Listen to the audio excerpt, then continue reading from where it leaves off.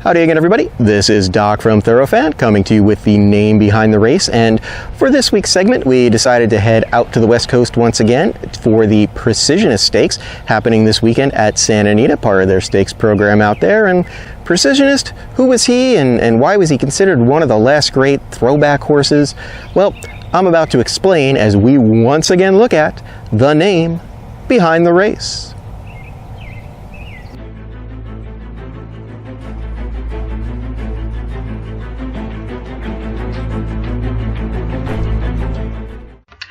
Blazing speed and an ability to carry that speed a distance of ground is an extremely rare quality in any thoroughbred.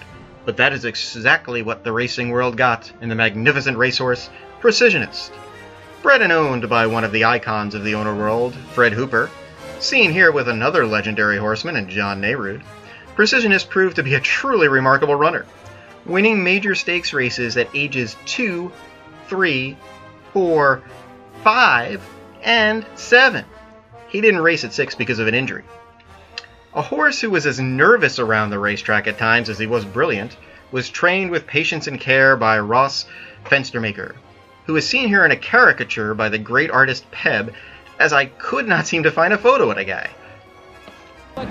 Precisionist was a horse that showed great speed and is mostly known for his sprinting exploits, especially in 1985, where he took home champion sprinter honors in a year that saw him win 4 of his 9 starts with 3 seconds and banked just over $1 million.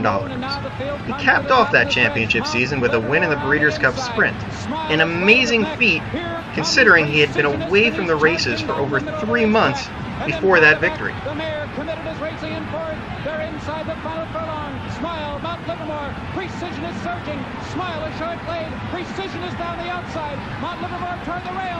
What a finish. Here comes Precisionist to snatch the victory in the final stride. Versatile?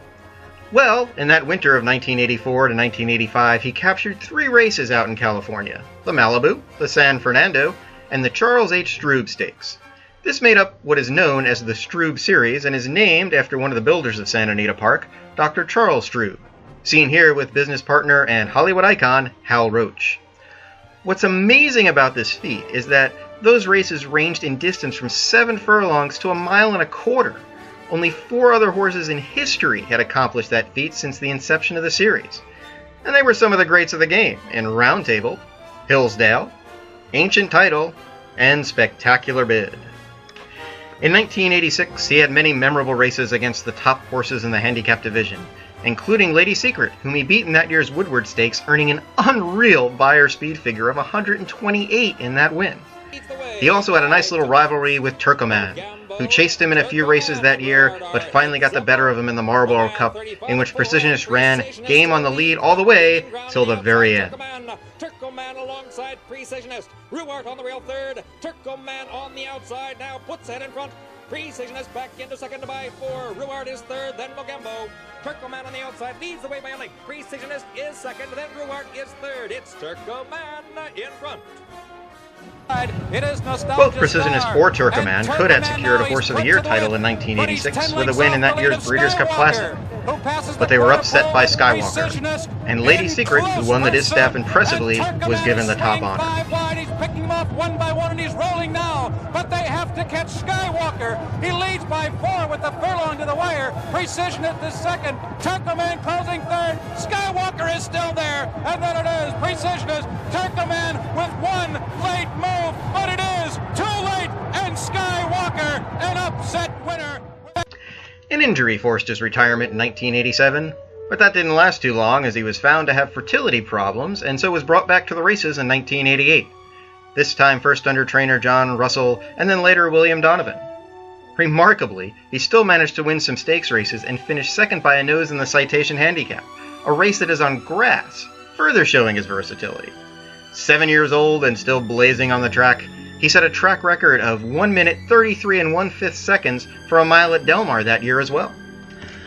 Finally retired for good after the 1988 racing season, he spent most of his retirement at a farm in Ocala, Florida, before being moved to Old Friends in Kentucky in mid-2006.